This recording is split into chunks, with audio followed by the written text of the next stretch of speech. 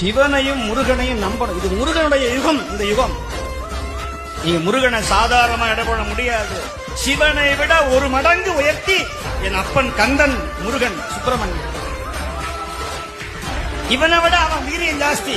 அவன் நெருப்பிலேயே பிறந்தவன். இவன் எங்க பிறந்தான்னு தெரியாது. இவன் அனாத. அவன் அனாதிக்கும் அனாதி, ஆதி அந்தமில்லாத ஆறுமுக கடவுள் என் அப்பன் வேளன், முகன், சண்முகன், கடாட்சரன்.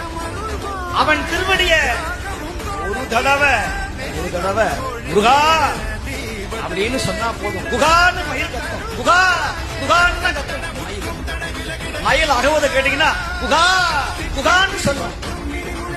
சுப்பிரமணியா, கந்தா, கடம்பா, கந்தனையே சொந்தமென எண்ணிவிட்டால் சந்ததமும் உந்தனருள் கூடி வருமே.